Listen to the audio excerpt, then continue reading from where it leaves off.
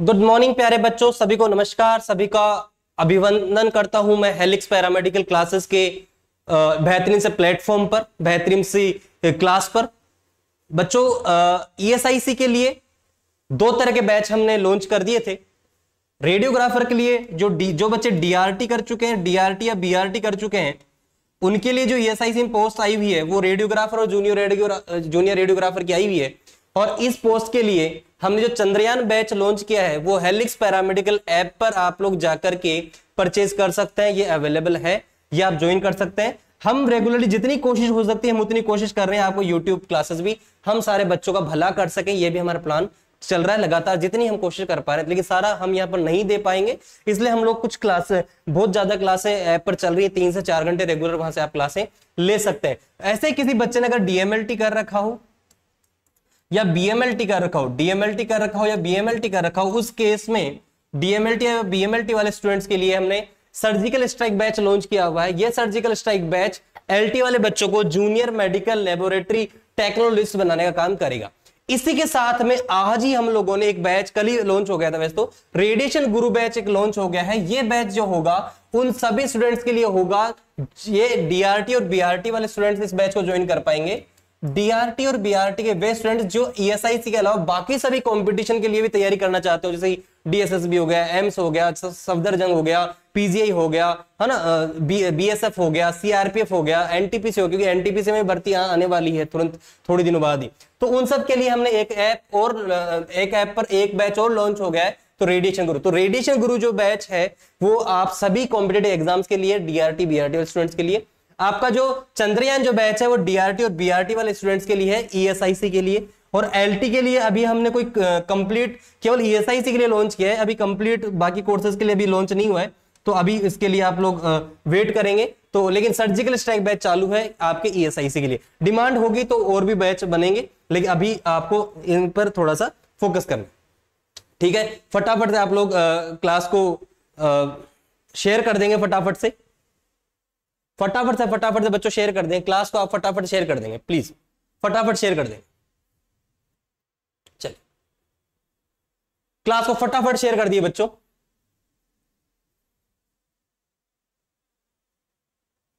Hello, voice clear है? चलिए, सभी क्लास विजिबल है। कुछ टेक्निकल इश्यूज आज हमारे साथ में आ रहे थे, वो हमने दूर किए कर लिए हैं, है ना, तो कुछ चीजें क्लियर हो गई। टॉपिक का नाम है cell, the unit of life. जीवन का यूनिट है आपका सेल। इसके बारे में इसके यहां से भी क्वेश्चन बनेगा, मैं बताऊंगा, इस लाइन से भी क्वेश्चन बनेगा। लेकिन इससे पहले मैं आप लोगों को पिछली क्लास में लेकर के चलता हूं। पिछली क्लास क्या कह रही थी? पिछली क्लास में क्या बोला था? पिछली क्लास में यह हमने पढ़ा था कि जो समुद्र था आपका, जो सी था, समुद्र के अंदर कुछ आपके न्यूक्लिक एसिड के फ्रेगमेंट्स मिल गए थे आप लोगों को। समुद्र में क्या मिल गए थे? एक तो न्यूक्लिक एसिड के फ्रेगमेंट्स थे। न्यूक्लिक एसिड कौन कौन से होते हैं? न्यूक्लिक एसिड दो तरह के होते हैं, या तो डीएनए के फ्रेगमेंट टुकड़े मिले होंगे, या किसके टुकड़े मिल गए थे? आरएनए के छोटे छोटे टुकड़े मिल गए थे, ठीक है। समुद्र के अंदर ही कुछ स्पेशल टाइप की प्रोटीन्स भी देखने को मिली थी। कुछ क्या मिल गई थी आपको समुद्र में? प्रोटीन्स भी मिल गई थी। कुछ प्रोटीन्स भी मिल गई थी और कुछ क्या मिल गए थे? न्यूक्लिक एसिड्स भी मिल गए थे। समझ में आ रही बात? कुछ प्रोटीन्स भी मिल गए थे और कुछ क्या मिल गए थे आपको? न्यूक्लिक एसिड्स मिल गए थे। क्लियर, विजिबल है आप लोगों को? ठीक है, थोड़ा सा मैं देख लूंगा जहां पर जिस भी पेज में अगर इश्यू आएगा तो आप लोगों को बता दो कि प्रोटीन से मिल गए थे, कुछ आपको इस तरह के डीएनए आरएनए मिल गए थे। तो इस तरह से क्या हुआ, धीरे धीरे सबसे पहले जो सेल का फॉर्मेशन हुआ वो कौन सी है आपकी? बैक्टीरिया का फॉर्मेशन हुआ। और इस तरह से हम लोग क्या हुआ? प्रोकैरियोटिक सेल अब सबसे पहले आपको देखने को मिली। पिछली क्लास में मैंने आपको अच्छे से डिस्क्राइब किया हुआ है। जी हाँ, मैं आप लोगों को बार बार बता रहा हूं कि आप अच्छे से पढ़ सकते हैं, अच्छे से आपके जो भी क्वेश्चन है यहीं पर आप कवर कर सकते हैं। चलिए, तो आगे हम पढ़ने वाले सेल। सेल के बारे में आज हम चर्चा करने वाले हैं। सेल कहां से? देखिए बच्चों, सेल को लेने से पहले मैं आप लोगों को पहले एक स्लाइड में बता देता हूं कि हमारे जितने भी जीव हैं, जितने भी जीव उनको बोलते हैं ऑर्गेनिज्म। क्या बोलते हैं? ऑर्गेनिज्म। ऑर्गेनिज्म यानी होता है जीव, ठीक है। और चूंकि सजीव है तो मैं ये सब बोल सकता हूं कि लिविंग ऑर्गेनिज्म। क्या बोल सकता हूं? Living organism. सजीव की बात हो रही है, लिविंग ऑर्गेनिज्म की बात हो रही है। समझ में आ रही बात? तो ऑर्गेनिज्म की बात कर रहा हूं, लिविंग ऑर्गेनिज्म की बात कर रहा हूं। तो दुनिया में हमारे एक साइंटिस्ट आए थे, जिन साइंटिस्ट, ये क्वेश्चन जो भी मैं आपको बता रहा हूं, देखो कुछ क्वेश्चन ऐसे होते हैं जो एनाटॉमी के नहीं जीएस में भी पूछ ले जाते हैं, तो अपन उन पे भी चर्चा ही करेंगे, ठीक है।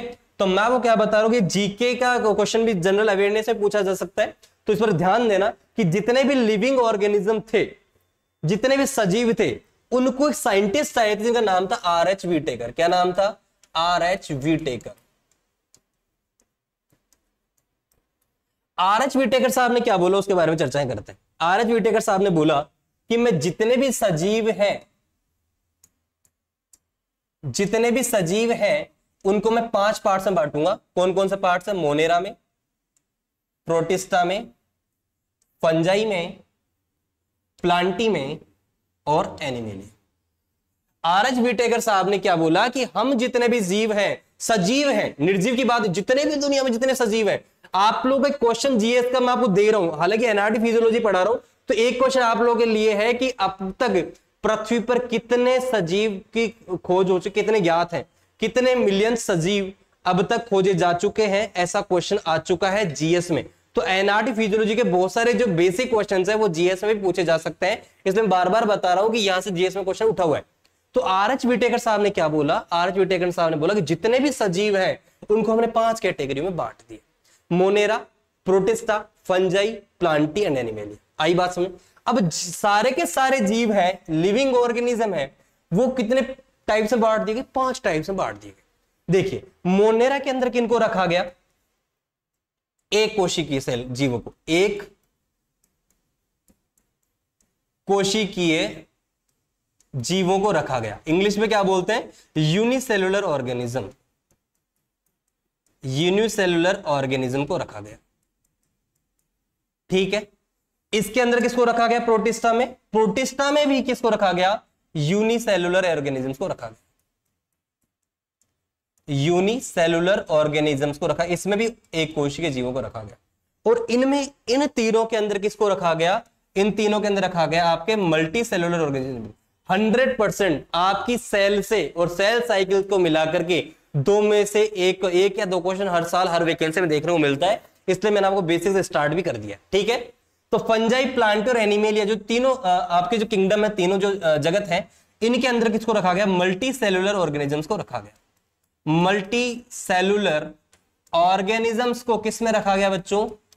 आपके फंजाई में, प्लांटी में, एनिमेलिया में रखा गया। इनको अपन ने क्या बोला? बहु कोशिकीय जीव। बहुकोशिकीय जीवों को किसमें रखा गया? फंजाई, प्लांटी और एनिमेलिया में रखा गया। और जितने भी यूनिसेलुलर, अब इन दोनों में क्या फर्क था इस चीज को समझना। इसके लिए क्या बोला गया कि जो प्रोकैरियोटिक्स थे, मतलब यानी बैक्टीरिया, जितने भी प्रोकैरियोट्स थे वो तो किसमें रखे गए? आपके मोनेरा में। क्लियर है? जितने भी प्रोकैरियोट्स थे वो कहां रखे गए? मोनेरा में। शायद ये विजिबल ढंग से नहीं है, ठीक है, ओके। तो जितने भी प्रोकैरियोट्स थे वो तो किसमें रखे गए? मोनेरा में। और जितने भी यूकैरियोट्स थे वो कहां रखे गए? आपके प्रोटिस्टा में। आई बात समझ? तो क्वेश्चन आ जाता है कि बैक्टीरिया को कौन से किंगडम में रखा गया? आपके मोनेरा में, है ना। मोनेरा के अंदर रखा गया बैक्टीरिया को। ऐसा क्वेश्चन भी आ सकता है कि प्रोकैरियोट्स किसमें रखा गया? मोनेरा में। प्रोकैरियोट्स और यूकैरियोट्स में क्या फर्क था? प्रोकैरियोट्स ऐसे जीव थे या ऐसी एक सिंगल कोशिका थी, एक कोशिका वाला जीव है। एक कोशिका वाला जीव का मतलब क्या हुआ? ये दोनों एक कोशिका वाला जीव का मतलब है कि कोई एक सेल है, वो अकेली सेल ही शोषण करेगी, वो अकेली सेल ही डाइजेशन करेगी, वो अकेली सेल ही एनर्जी का उत्पादन करेगी, और अकेली सेल ही क्या करेगी? अपशिष्ट पदार्थ बाहर निकालेगी। वो अकेली सेल ही जब काम करती है तो उन्हें बोलते हैं यूनिसेलुलर ऑर्गेनिज्म, और क्या बोलता है? या एक कोशिकीय जीव। समझ में आ गई प्यारे बच्चों? यूनिसेलुलर ऑर्गेनिज्म का मतलब है एक कोशिकीय जीव, एक अकेली कोशिका क्या करेगी? रेस्पिरेशन भी अकेली कोशिका करेगी, वो पूरा जीव एक कोशिका ही है, डाइजेशन भी एक कोशिका ही करेगी, कोई वेस्ट का रिमूवल है एक कोशिका करेगी, कोई संवेदनाएं अगर ग्रहण कर सकता है तो भी क्या करेगी? एक कोशिका करेगी। अगर गमन करना है, जैसे एक बैक्टीरिया पास फ्लेजेला होते हैं गमन करने के लिए, तो वो भी क्या करेगा? एक कोशिका ही करेगी, वो एक फ्लेजेला और ऐड हो जाएगा उसकी कोशिका के ऊपर। तो कहने का मतलब है कि प्रोकैरियोट्स और यूकैरियोट्स दोनों एक कोशिकीय होते हैं, लेकिन दोनों में फर्क क्या है? प्रोकैरियोट्स के अंदर क्या होता है कि आपको अगर रेस्पिरेशन करवाना हो तो माइटोकॉन्ड्रिया नहीं मिलेगा, मतलब धोरी झिल्ली युक्त वाले कोशिका कहां नहीं मिलते? आपके प्रोकैरियोट्स में नहीं मिलते। डबल मेम्ब्रेन सेल ऑर्गेनेल्स, दोहरी झिल्ली युक्त वाले कोशिकांग आपके प्रोकैरियोट्स में नहीं मिलते, और न्यूक्लियस भी नहीं होता। न्यूक्लियस से क्या होता है, न्यूक्लियस जैसी संरचना होती है, एक सिंगल गुणसूत्र होता है जिसे हमने क्या बोला है, न्यूक्लियोइड बोला। ऐसे अगर मैं बात करूं यूकेरियोट्स में, तो यूकेरियोट्स में क्या मिलता है, यूकेरियोट्स में दोहरी झिल्ली युक्त कोशिकांग मिलते हैं, और आपको माइटोकॉन्ड्रिया वगैरह सारी चीजें मिलेंगी, आपको न्यूक्लियस भी स्पष्ट दिखाई देगा, सारी चीजें mitochondria, endoplasm reticulum, Golgi body, वो सब मिलेगा यूकेरियोट्स में। तो ये तो प्रोकैरियोट्स है, सारे ये यूकेरियोट्स है, ये भी यूकेरियोट्स, और ये जितने तीनों ये भी क्या है, यूकेरियोट्स है। आगे बात समझे, ये भी सारे क्या है आपके यूकेरियोट्स। क्लियर है, बताइए, चैट करके बताइए, फटाफट से चैट करके बताइए यहां तक आपको क्लियर है या नहीं है। ये क्या है, यूकेरियोट, फटाफट से चैट कर दीजिए। बहुत सारे बच्चों, एक आरटी से एक बच्चा था अभी यहाँ क्लास ले रहा है, तो उसने बोला सर मैं किसी भी कोचिंग में क्लास ले सकता हूं, लेकिन मुझे एनाटॉमी लोकेशन से पढ़नी है, इसलिए मैं यहाँ पर एडमिशन लूंगा। थैंक यू सो मच, आपका हार्दिक आभार और अभिनंदन, आप मुझे इतना प्यार करते हैं, और मैं पूरी कोशिश करता हूं आप लोगों को बेटर से बेटर पढ़ाने के लिए।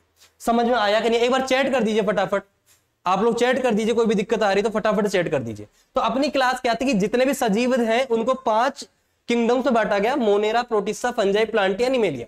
ये सारे मल्टी सेलुलर है, बहुकोशिकीय, लेकिन दोनों क्या है, एक कोशिकीय, यूनिसेलुलर है। ये यूनिसेलुलर प्रोकैरियोट्स और ये क्या है, यूनिसेलुलर यूकेरियोट्स। आ गई बात समझ में।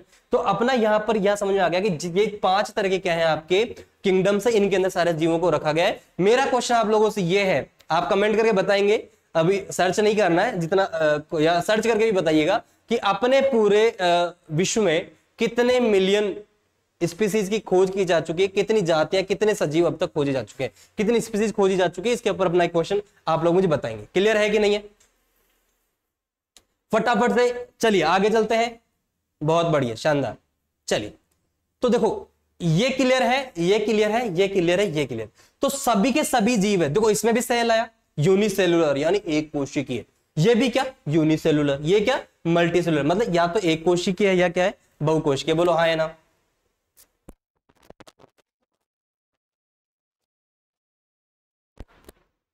आगे देखिए, तो ये भी अगर यूनिसेलुलर है तो सबके अंदर cell cell cell cell cell है, तो इसका मतलब ये सब क्या है, सेल से बने होते हैं। इसका मतलब दुनिया में सारे जीव किससे बने हुए, सेल से बने हुए। क्लियर है बेटा यहां तक, डियर बच्चों क्लियर है यहां तक। आप लोगों का प्यार प्रेम यूं ही बना रहे, शेयर करिए फटाफट लोगों तक, और आप लोग देखिए भी, पढ़िए भी और समझिए भी। चलिए आगे की ओर बढ़ते हैं अपन इस क्लास को लेकर के। देखिए अब जब मैं सेल की बात कर रहा हूं, तो भैया सेल की जब बात कर रहा हूं, तो सेल में अभी मैं आप लोग एक क्वेश्चन यहां पर देता हूं, क्योंकि अपना मोटिव है, वहां पर क्वेश्चन भी तो आते हैं। मान लो आप कंपटीशन की तैयारी कर रहे हो तो क्वेश्चन भी आएंगे, ये क्लास फर्स्ट ईयर वालों के लिए भी है, कोई कंपटीशन तैयारी करते तो उसके लिए भी है ना, कोई अगर, तो एक क्वेश्चन मान लो मैं सेल पे आपको एक क्वेश्चन दे देता हूं, है ना, कि which one is unicellular prokaryotes. ठीक है, ऑप्शन दे देता हूं मैं आप लोगों को। ऑप्शन ए है आपका वायरस, ऑप्शन बी है आपका प्रियोन, ऑप्शन सी है आपका बैक्टीरिया, और ऑप्शन डी है आपका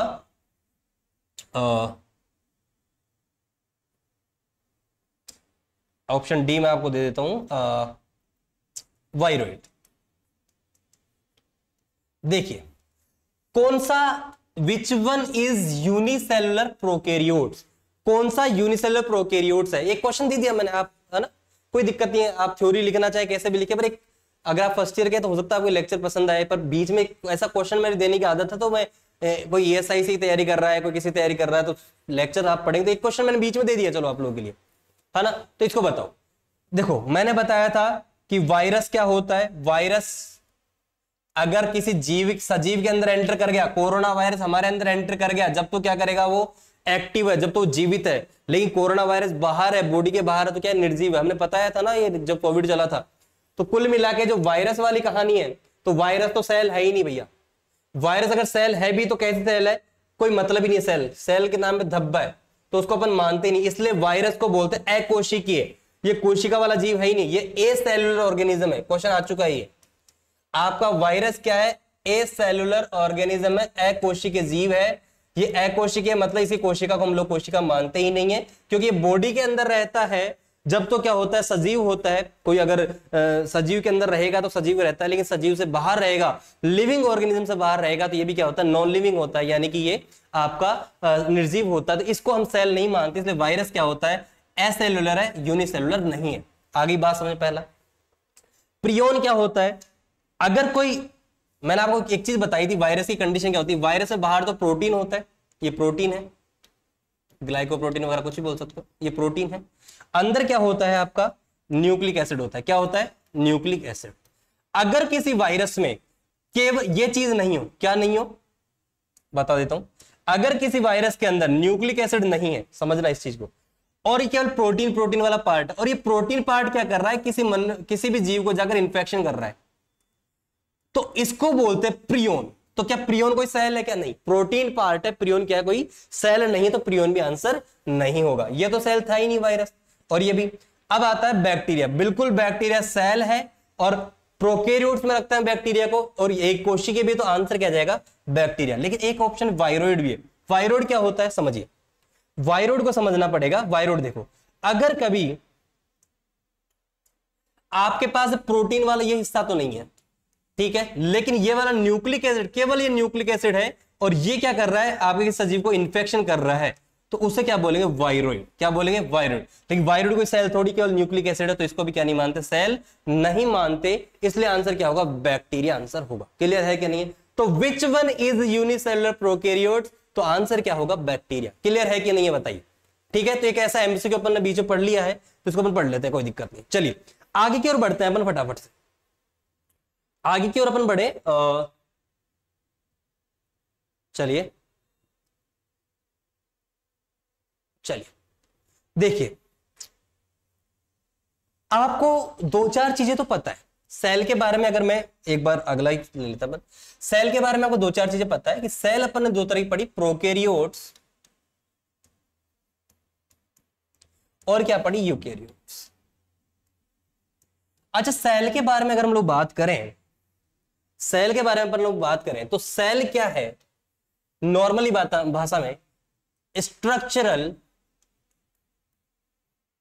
and functional unit, functional unit of living organism.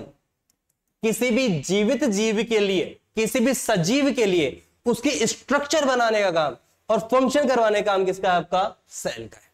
Clear है कि नहीं, समझने की कोशिश करना।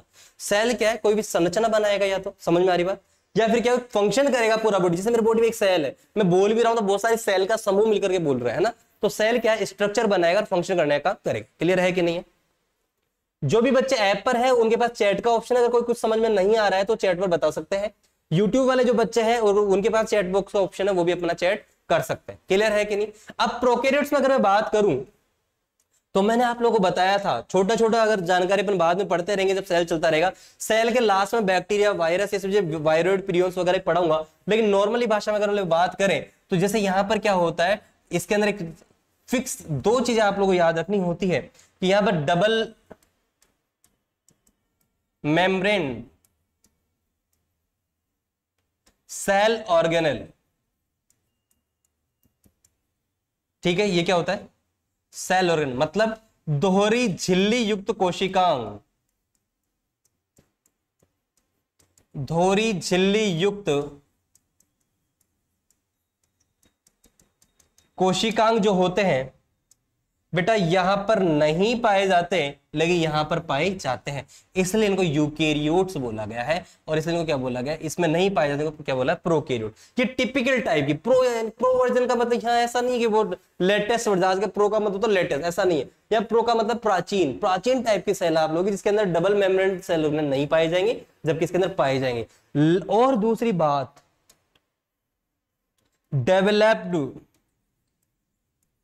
डेवलप्ड न्यूक्लियस नहीं मिलेगा, और यहां पर मिल जाएगा। और डेवलप्ड न्यूक्लियस को क्या बोलते हैं बेटा, यहां पर जो डेवलप्ड न्यूक्लियस नहीं होता प्रोकैरियोट, उसको क्या बोलते हैं, न्यूक्लियोइड।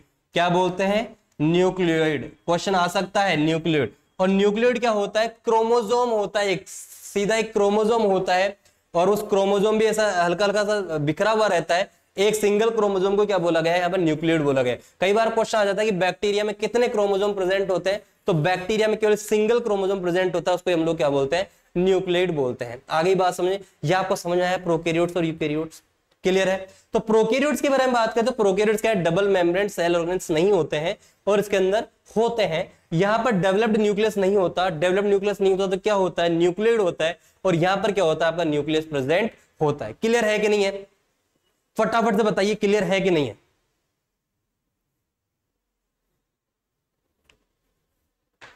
चैट करके बता सकते हैं आप लोग फटाफट से, मुझे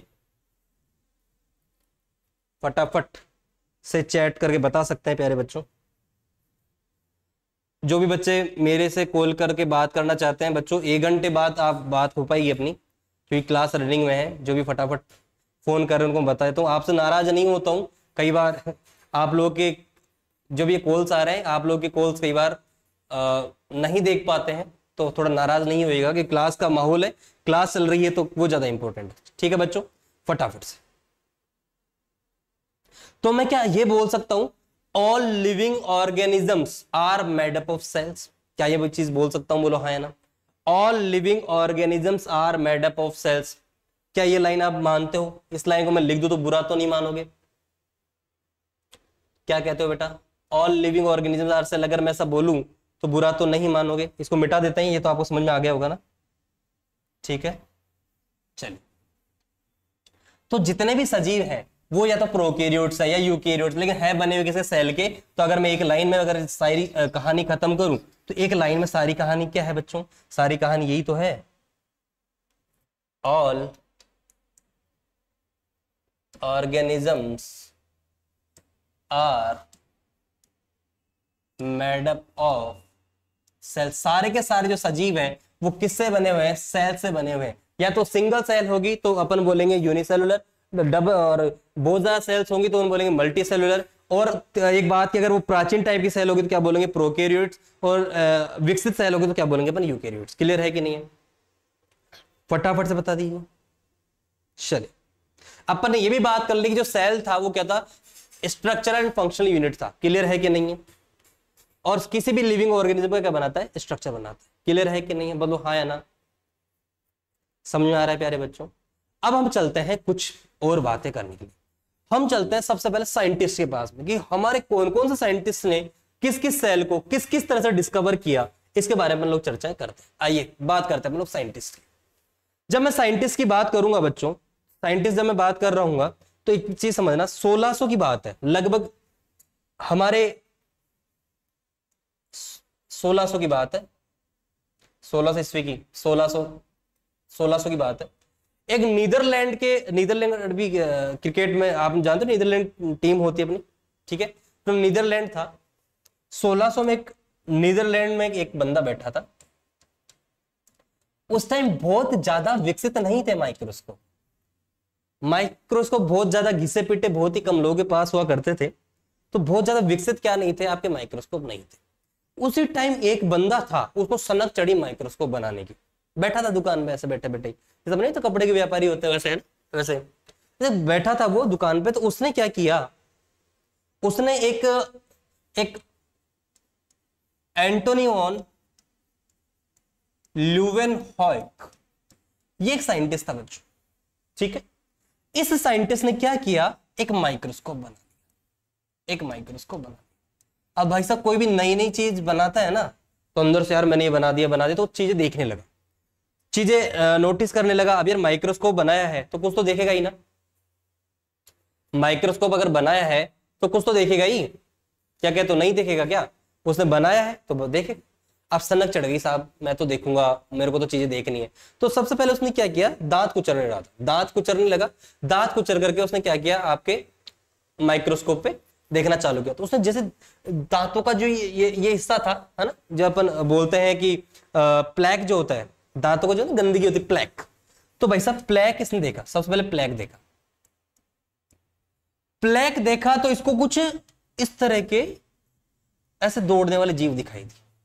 समझ में आ रही बात, आपके एंटोनी वॉन ल्यूवेने को क्या दिखाई दिया, प्लैक के अंदर से दौड़ने वाली चीज दिखाई दी। तो उसने बोला कि कुछ तो है यहाँ पे, है ना, कुछ तो यहाँ पर है जो अपने को नहीं दिख रहा, जो लोग नहीं देख पा रहे, जो मैंने अपने माइक्रोस्कोप से देख लिया। फिर वो चला गया साहब तालाब का पानी, काई होती काई, तो पौंड वाटर के अंदर उसने क्या देखे, पौंड वाटर में चला गया बंदा, तालाब का पानी में। पौंड वाटर में जब वो गया, पौंड वाटर में भी कुछ ऐसे संरचनाएं दिखाई दी, यार ये कुछ चल तो रहा है, बोले ये चलती हुई चीजें मुझे ही दिखाई दे रही है। उसने 2-4 लोग और दिखाए, बोला हाँ वहम नहीं है, पागल नहीं हुआ, तुझे भी दिखाई दे रही है, मतलब कुछ तो चीजें, कुछ तो जीव जंतु है जो उसको दिखाई दे रहा है। बंदा यही नहीं रुका, उसने मास्टरबेशन किया, सीमन के अंदर उसने क्या देखे, स्पर्म देख डाले। अब फाइनली उसने क्या देख डाले, स्पर्मेटोजोआ भी। भाई साहब उसने इस सीमन के अंदर स्पर्मेटोजोआ भी देख डाले। किसने, एंटोनी वॉन ल्यूवेक ने। स्पर्मेटोजोआ मतलब स्पर्म, स्पर्मेटोजोआ एक साइंस वर्ड है और स्पर्म क्या इंग्लिश वर्ड है, तो स्पर्मेटोजोआ भी देख डाले किसने, आपके एंटोनी वॉन ल्यूवेनॉक ने। इसलिए बोला जाता है कि देखो अभी जो एंटोनी वॉन ल्यूवेनॉक ने जो देखा, चाहे ये प्लेग के अंदर कोई जीव देखा, चाहे पौंड वाटर के अंदर देखा, चाहे स्पर्मेटोजोआ उसने देखे, इन सबको उसको नहीं पता था मैंने क्या देखा, इसलिए इसने जो भी देखा उन सबको बोल दिया छोटे छोटे जीव, और उनका नाम दिया एनिमलक्यूल। क्या नाम दिया बच्चों, एनिमलक्यूल। तो इसने बोला कि भैया हमारे पास क्या, ये एनिमलक्यूल मैंने देख ली। एनिमलक्यूल, ये क्या थे, एनिमलक्यूल नाम दिया जो भी इसने देखे, ये सबको इन्होंने क्या नाम दे दिया, एनिमलक्यूल। इस तरह से जीवित कोशिका की, लिविंग जो सेल थी उसकी डिस्कवरी किसने करी, आपके एंटोनी वॉन ल्यूवेनहॉक ने करी। नीदरलैंड से थे और 1600 की बात है लगभग, तब इन्होंने क्या देखी थी, इस तरह की सेल आपको देखने को मिली थी। यहां तक क्लियर है कि नहीं है बताओ फटाफट। तो बोला जाता है, क्वेश्चन आ सकता है आप लोगों का, क्वेश्चन आ सकता है कि फर्स्ट मैन,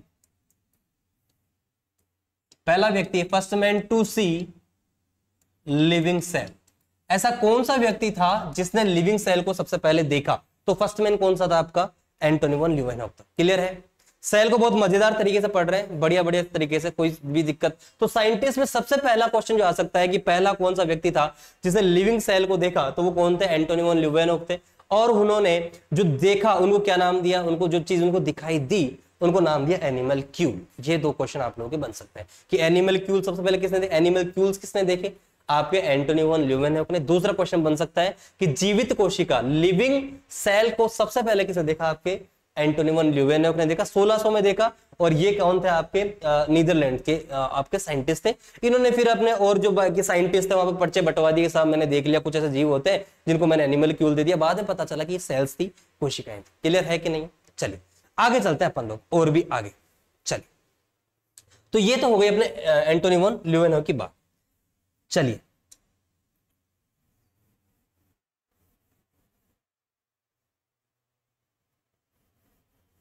आगे अपन जब चलेंगे तो एंटोनी वॉन ल्यूवेनहॉक के बाद में जब लिविंग सेल था वो आपके ल्यूवेनहॉक साहब देख चुके थे।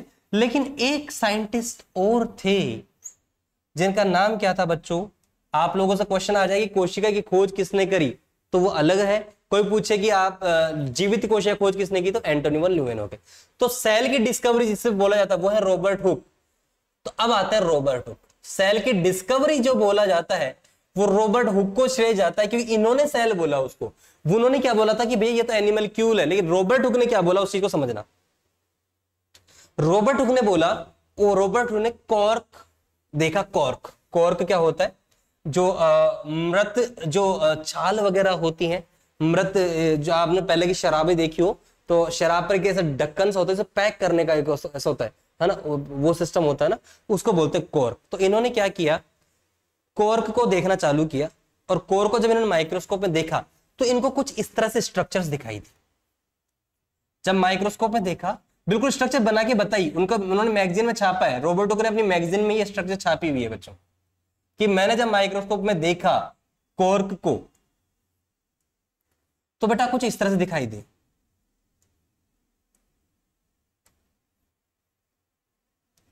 बिल्कुल एज इट इज इस तरह से स्ट्रक्चर बनाई हुई है, बकायदा इनका जो थीसिस इन्होंने दिया था उसमें बिल्कुल इसको स्पष्ट आपको दिया हुआ है। क्लियर है कि नहीं है, एकदम क्लियर बच्चों, यहां तक कोई समस्या? मैं कमेंट पढ़ पा रहा हूं वैसे तो नहीं है। अब सुनो, अब जितने भी मॉन्क थे, मॉन्क लोग होते हैं जो पुजारी वगैरह थे, उनको रहने के लिए लैटिन के अंदर, लैटिन भाषा में उनको जो कमरे दिए जाते थे ना मॉन्क को, पुजारियों को, उनके पास ऐसे कमरे हुआ करते थे। इस तरह से व्यवस्थित। और उन कमरों को बोला जाता था सैला। क्या बोला गया? सैला बोला जाता था। क्या बोला जाता था? सैला।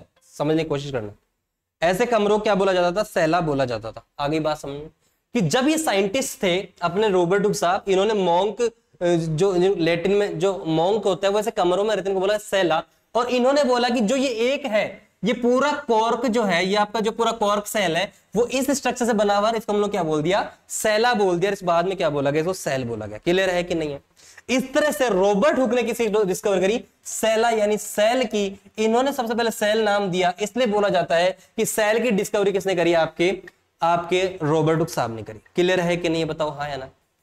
तो पहला साइंटिस्ट हमने कौन सा पढ़ा? पहला साइंटिस्ट पढ़ा अपन ने सबसे इंपॉर्टेंट एंटोनी वॉन ल्यूवेनहोक, वहां से क्वेश्चन आ जाता है। दूसरा साइंटिस्ट पढ़ा अपन ने रॉबर्ट हुक। रॉबर्ट हुक ने बताया कि मेरे पास ऐसे सेल्स का ऑर्गेनाइजेशन ऐसे जैसे मोंक अपने घरों में रहते हैं वैसे एक घरों से मिलकर बना होता है ये आपका कॉर्क। और एक घर को, एक सेल को क्या नाम दे दिया? सैला या सेल नाम दिया। इसलिए सेल की डिस्कवरी का जो श्रेय जाता है वो रॉबर्ट हुक को जाता है, ना कि एंटोनी वॉन ल्यूवेनहोक। लेकिन कोई आपसे पूछे कि जीवित कोशिका की डिस्कवरी किसने करी, तो कौन है आपका? एंटोनी वॉन ल्यूवेनहोक। कॉल नहीं करें बच्चों क्लास के टाइम प्लीज।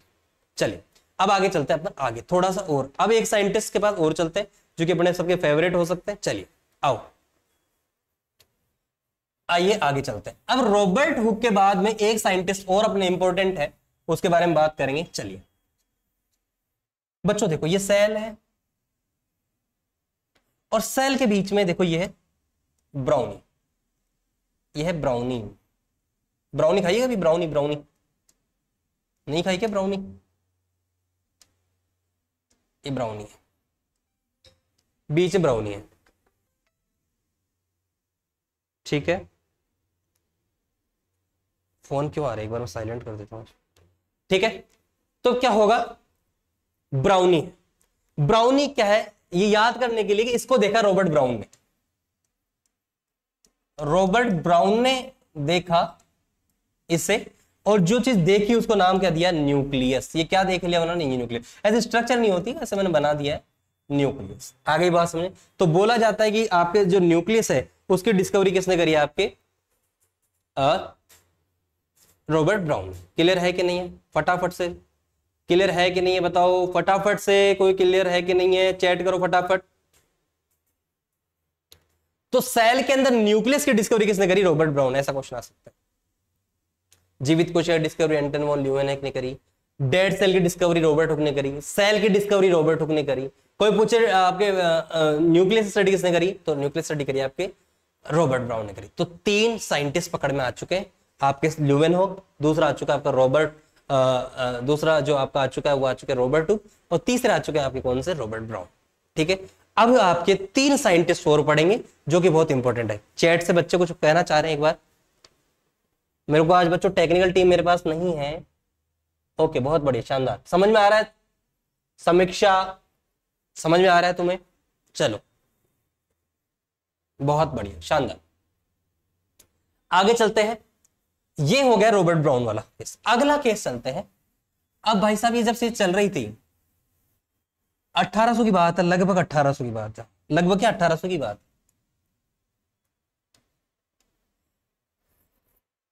1800 कितने साल पहले की बात हो गई? देखो मतलब काफी पहले सालों की बात हो गई। इतने 1800 की बात है। तो उस टाइम क्या हुआ, एक साइंटिस्ट हो रहा है, उनका नाम था स्लाइडेन। क्या नाम था? स्लाइडेन। स्लाइडेन नाम में स्लाइड है, तो स्लाइड कर गए, ये अपनी बातों को स्लाइड कर रहे थे। स्लाइड करने का मतलब क्या होता है? स्लाइड करने का मतलब होता है, चलिए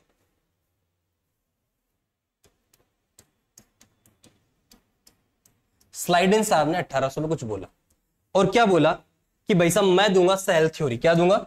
सेल थ्योरी, कोशिका का सिद्धांत।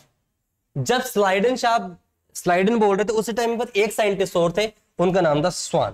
पूरा नाम थियोडर स्वान है। ठीक है, समझना मेरी बात। एक साइंटिस्ट है स्लाइडेन, एक साइंटिस्ट है स्वान। इन दोनों ने मिलकर क्या दिया? Cell theory. ये अलग काम कर रहे थे, ये अलग काम कर रहे थे, इसलिए इन दोनों को बोला गया कि साहब दोनों ने सेल थ्योरी दी। आगे बात समझ में। सेल थ्योरी किसने दी? स्लाइडेन एंड स्वान दोनों ने दी। क्वेश्चन आ सकता है कि cell theory was proposed by, cell theory किसने प्रपोज की थी? सेल थ्योरी किसने दी थी? सेल थ्योरी दी थी आपके स्लाइडेन एंड स्वान ने। इसका पूरा नाम है आपका थियोडर स्वान और इसका पूरा नाम है मैथ्यू स्लाइडेन। है ना, मैथ्यू एडन वाला, मैथ्यू अपना ऑस्ट्रेलिया वाला, तो मैथ्यू स्लाइडर और स्लाइडर स्वान ने बोला। अब मेरी बात सुन, ये क्या थे, ये बोटनी वाले थे, तो ये जर्मनी के बोटनिस्ट है, ये बोटनी के जर्मनी, तो जर्मनी के हैं ये, और जर्मनी के क्या है, बोटनिस्ट है, बोटनी, बोटनी क्या था, पादप विज्ञान के बारे में जान के साइंटिस्ट है, ठीक है। ये क्या है, ये अपने ब्रिटिश है, या बोल सकते हो इंग्लिश जूलॉजिस्ट है, ये इंग्लिश जूलॉजिस्ट है, समझ में आ रही बात, ब्रिटिश के। तो आपके साइंटिस्ट, दो साइंटिस्ट थे 1800 में, स्लाइडिन स्वान, दोनों ने मिलकर क्या दिया, सेल थ्योरी दी। जो अब स्लाइडिन थे वो क्या थे, बोटेनिस्ट थे, और ये क्या थे, आपके जूलॉजिस्ट थे। इन्होंने क्या बोला, इन्होंने जो बात बोली वो आप समझने की कोशिश करना। इन्होंने बोला कि सारे के सारे जो प्लांट हैं वो सेल से बने। अब प्लांट भी तो सजीव ही हैं, तो इन्होंने क्या बोला, all plants are made up of cells, सारे के सारे प्लांट्स सेल से बने होते हैं। तो all plants are made up of cells, ये चीज इन्होंने बोल दी। इन्होंने क्या बोल दिया, इन्होंने बोल दिया all animals are made up of cells, बिल्कुल सेम चीज, आर मेड अप ऑफ, ये भी अपनी सर्च कर रहे थे, और ये भी made up of cells. Clear है कि नहीं, इन्होंने भी कह दिया और साहब इन्होंने भी कह दिया कि all plants are made up of cells, इन्होंने बोल दिया all animals are made up of, ठीक है। चलो अब आगे बात करते हैं कि इनको इन्होंने देखा कहां पे, है ना, ये लाइन इन्होंने बोल दी कि सारे के सारे जो प्लांट्स हैं वो किससे बने होते हैं, सेल से बने होते हैं। और इन्होंने भी कह दिया कि सारे के सारे जो सेल्स हैं वो किसके बने होते हैं, आपके जो जीवों की सेल है वो किससे बने होती है, ऑल एनिमल्स किसके बने होते हैं, सेल से बने होते हैं। इन्होंने जो सेल देखी थी, क्वेश्चन आ जाता है यहां से कि इन्होंने जो सेल देखी स्वान ने, वो कौन सी सेल देखी थी, नर्व सेल। और नर्व सेल को देख करके बोला था, तंत्रिका कोशिका को देखकर उन्होंने बोला था कि सारे के सारे जो जीव हैं, वो सारे के सारे जो जीव, जो जीव एनिमल्स है, जंतु हैं, वो किससे बने होते हैं, आपके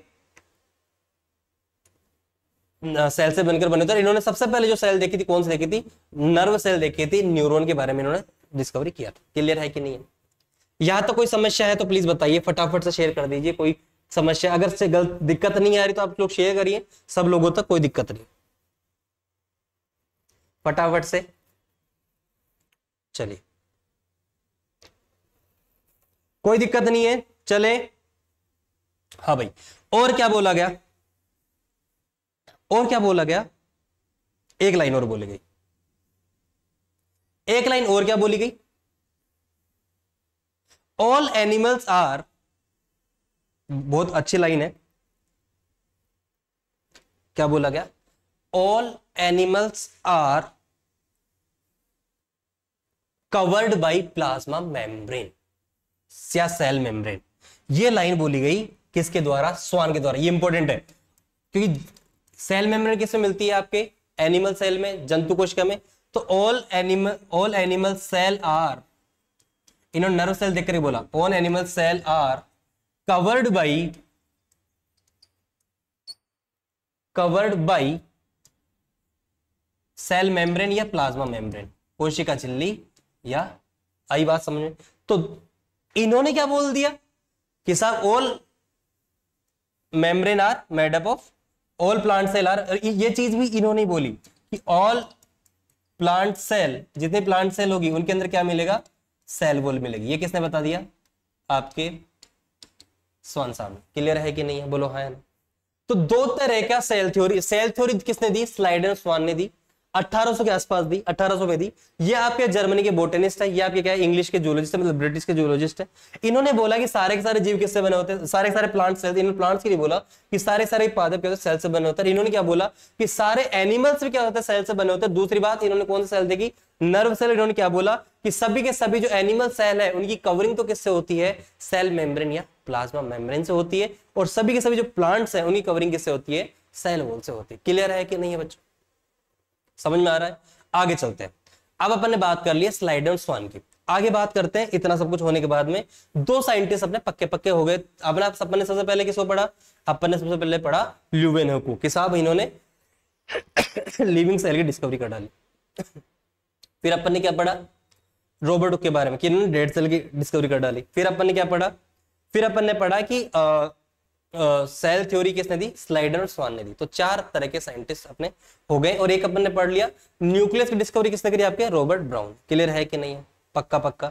ये कब दिया गया आपके 1800 में। अब भाई साहब 1855 में एक और व्यक्ति आते हैं जो सेल थ्योरी को बदल के रख देते हैं। सेल थ्योरी में एक चीज और ऐड कर देते हैं और उस पर अपन लोग चलते हैं अगली बात पर। चलिए अगली बात क्या बोली गई इसमें।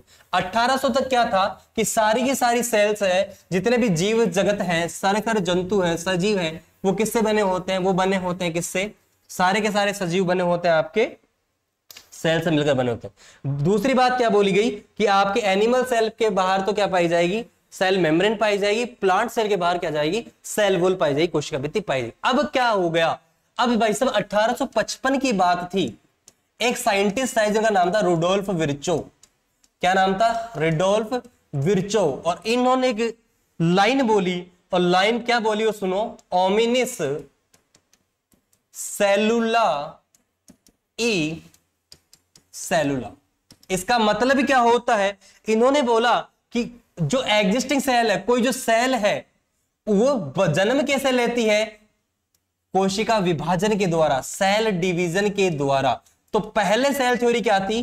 पहले सेल थ्योरी ये होती कि सारे के सारे जो जीव थे वो किससे मिलकर बने होते हैं? आपके सेल से मिलकर बने होते हैं। दूसरी बात क्या बोल दी कि जो एनिमल सेल थे उनके अंदर क्या मिलती है आप लोगों को? सेल मेम्ब्रेन या प्लाज्मा मेम्ब्रेन कवरिंग के रूप में। ऐसे प्लांट सेल के बाहर क्या मिलती है आप लोगों को?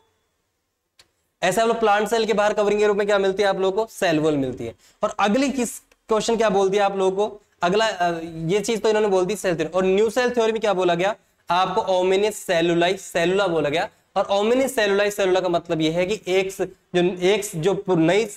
जो नई सेल का निर्माण होता है पुरानी सेल के सेल डिवीजन से। ये ओल्ड सेल है और ये आपका क्या न्यू सेल है। तो न्यू सेल का जो फॉर्मेशन हुआ वो किससे हुआ? सेल डिवीजन से। ओल्ड सेल किसमें बनी आपकी? न्यू सेल के अंदर। आप ओल्ड सेल डिवीजन से ओल्ड सेल न्यू सेल के अंदर बननी। क्लियर है कि नहीं है? यह समझ में आ गया इतना? कोई समस्या? क्लियर? तो इतने सारे साइंटिस्ट अपन ने कर लिए। कोई दिक्कत समस्या? सबसे पहले प्रोकैरियोट यूकैरियोट्स के बारे में पढ़ा, Monera protista Plantae fungi animalia के बारे में पढ़ा। फिर अपन ने सारे साइंटिस्ट के बारे में पढ़ लिया। फिर अपन ने सेल थ्योरी, सेल और सेल थ्योरी के बारे में पढ़ लिया। उसके बाद में और क्या पढ़ सकते हैं? समय की सीमा को देखते हुए एक बार मैं नोट डाउन कर लेता हूं कितनी टाइम की क्लास अपनी हो गई है। चलिए अभी थोड़ा सा और क्लास अपन लोग ले सकते हैं, है ना? चलिए आगे थोड़ा सा और पढ़ लेते हैं अपन लोग। आगे क्या बोला गया उसके बारे में देखिए। यहां तक ये बोला गया कि जितने भी सेल्स होती है प्री एग्जिस्टिंग सेल के अंदर क्या मिलती है? उनके सेल डिवीजन से बनती है। ये भी अपन पढ़ चुके हैं, आगे अपन ने पढ़ चुके हैं। अब अपन जो अपन नेक्स्ट क्लास पढ़ेंगे, इतना हो नहीं पाएगा। अपनी नेक्स्ट क्लास अपन लोग पढ़ेंगे ओवरव्यू ऑफ सेल्स। क्या पढ़ेंगे? अपना जो नेक्स्ट टॉपिक होगा वो होगा ओवरव्यू ऑफ सेल्स, जिसके अंदर अपन सेल का ओवरव्यू देंगे। ओवरव्यू ऑफ सेल्स के बारे में अपन लोग पढ़ेंगे नेक्स्ट क्लास के बारे में, सेल्स का ओवरव्यू। नेक्स्ट क्लास आपकी जो है डीआरटी की, वो अभी जस्ट अपलोड हो गई, हो जाएगी, उसे आप लोग देख लेंगे। और ऐप पर जा चुकी है क्लास। तो ऐप पर जो बच्चे हैं वो 6:30 सॉरी जब कितने बजे, हाँ नेक्स्ट जो 10 मिनट में आपकी क्लास आ जाएगी उसको आप लोग देख लेंगे। वो ऐप पर होगी, वो लाइव नहीं होगी, तो आप उस क्लास को देख लें।